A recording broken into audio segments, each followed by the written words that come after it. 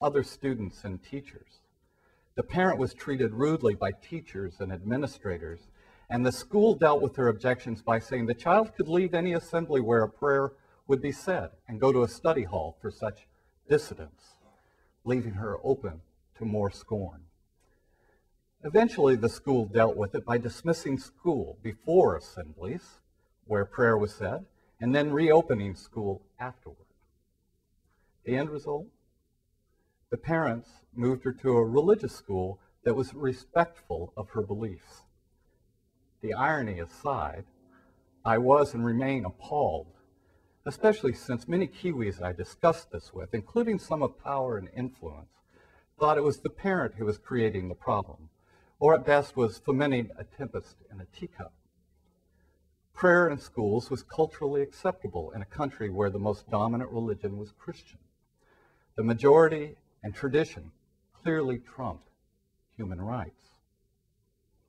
The next instance was a call from TVNZ asking about my position on Easter trading laws. Did I support the law requiring businesses to close for Easter?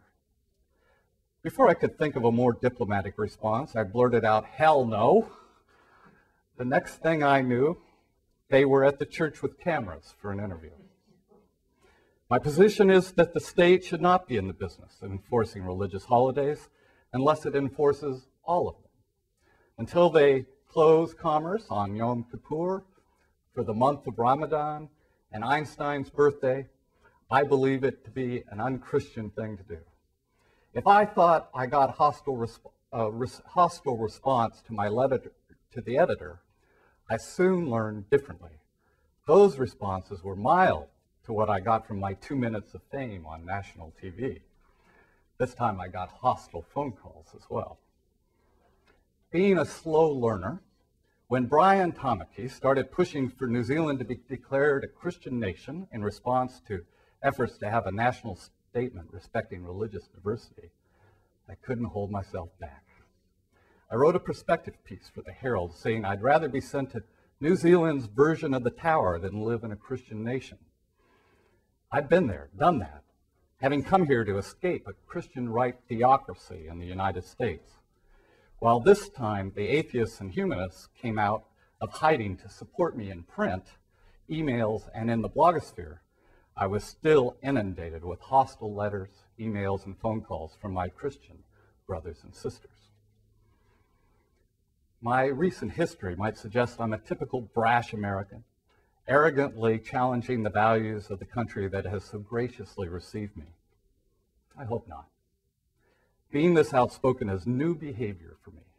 In America, I never wrote a letter to the editor.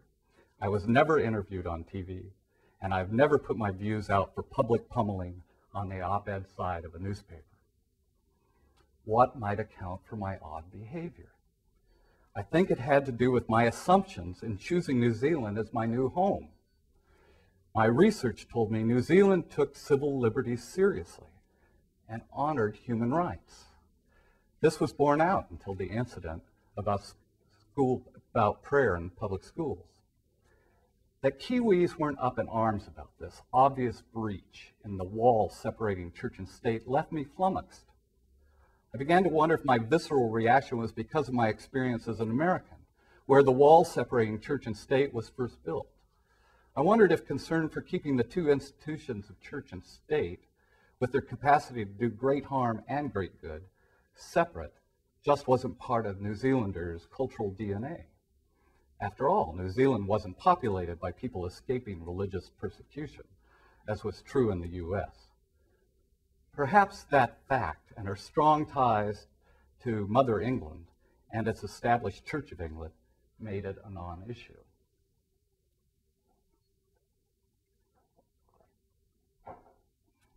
In exploring these questions, I learned that religious and political power knew each other intimately, almost from the moment Europeans set foot in Aotearoa, New Zealand. It was missionaries who pushed for the creation of the Confederation of the United Tribes, and eventually for our founding document, the Treaty of Waitangi. Anglican, Wesleyan, and Roman Catholic clergy were all part of the negotiations, and Anglican and Wesleyan missionaries trusted by the Maori convinced most chiefs to eventually sign it. In spite of missionary involvement in a political act, the treaty does not mention God or Ga Atua, or religion in either the English or Maori versions. However, Pompaye, the Roman Catholic bishop, did delay the signing of the treaty to ask for religious toleration. Henry Williams and William Colenso from the Church Missionary Society composed a response for Governor Hobson's signature. Quote, "The governor says the several faiths of England, of the Wesleyans, of Rome, and also the Maori customs shall be protected," end quote. This has been referred to as the fourth article of the treaty.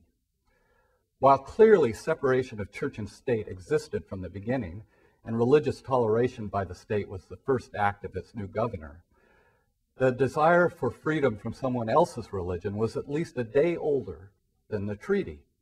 On February 5th, 1840, all the major players were gathered outside of James Busby's home at Waitangi. However, the Church Missionary Society missionaries decided not to enter because the Catholics were in the same room. When the Catholics followed in procession after Hobson, the missionaries dropped out, not wanting to, quote, "follow Rome," unquote. Clearly, the state must be tolerant, but that doesn't mean the church has to be. When the first Anglican bishop, George Selwyn, arrived, he expressed a desire to avoid the problems the Church of England had, being an established church.